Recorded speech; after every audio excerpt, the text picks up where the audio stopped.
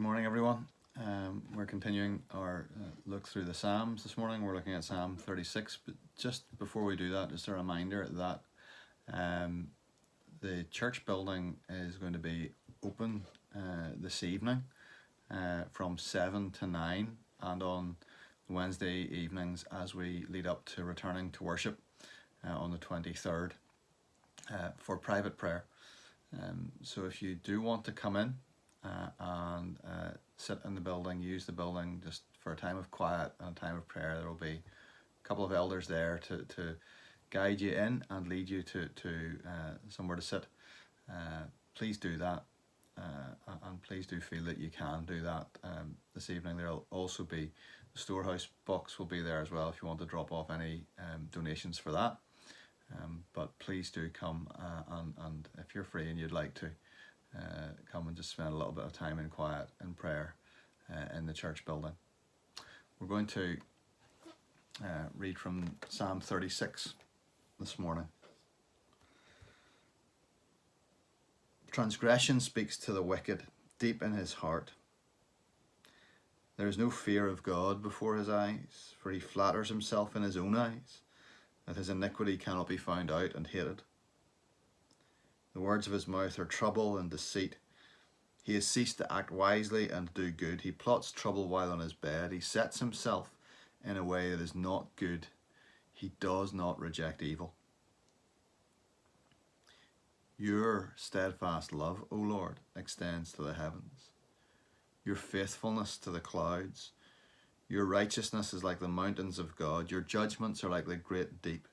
Man and beast you save, O Lord. How precious is your steadfast love, O God.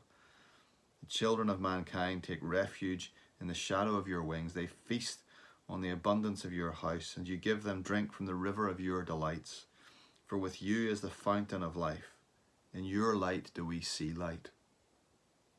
O continue your steadfast love to those who know you, and your righteousness to the upright of heart. Let not the foot of arrogance come upon me, nor the hand of the wicked drive me away. There the evildoers lie fallen. They are thrust down, unable to rise. There's a really sharp and serious contrast in this psalm that we've just read. And it begins with kind of shocking words or a shocking description, because it goes right in there, starts right in at the nature of evil. And when you read those first 4 verses, you get this picture of somebody who is totally obsessed with wrongdoing, totally obsessed with evil, totally closed in on themselves, and totally rejecting anything that could be described of as loving or good or kind. And as a result, there is no fear of God before his eyes, the psalmist says.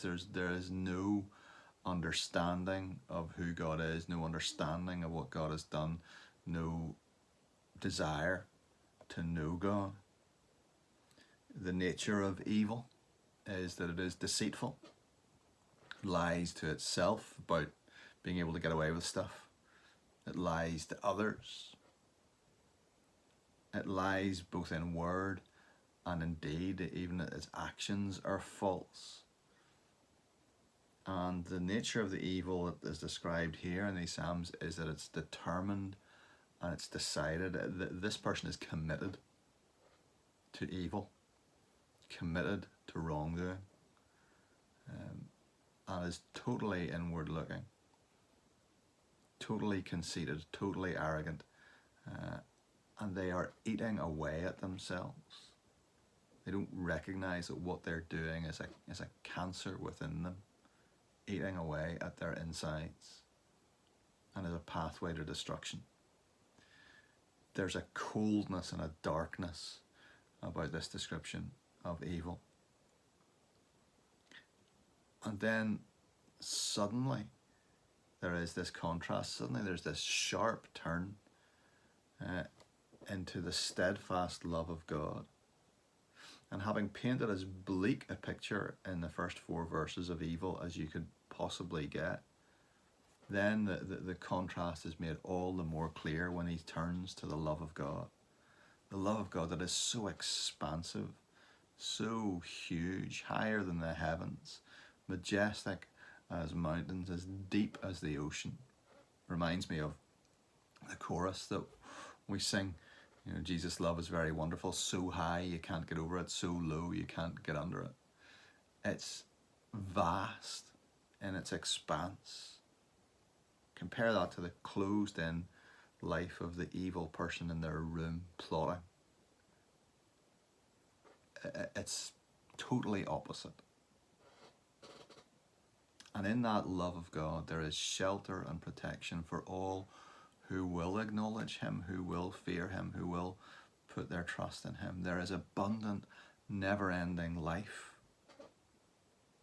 There is light to guide our way, and he is the source of that light.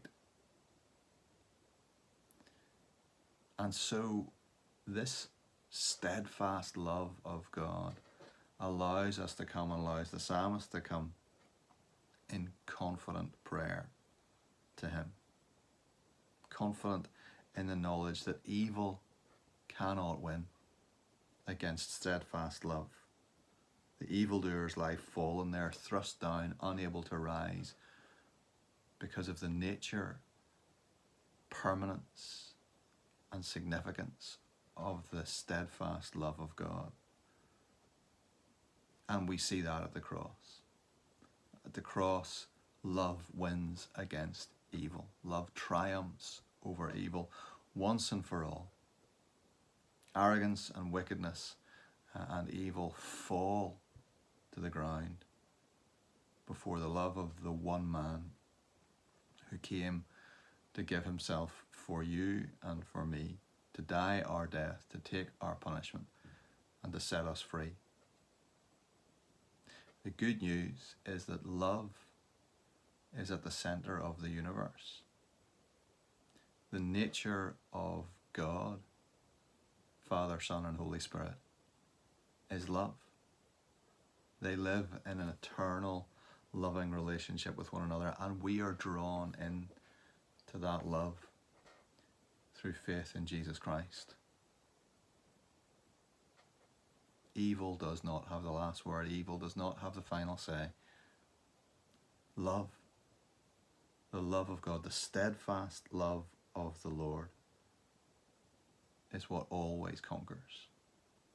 Put your trust in him today. God bless.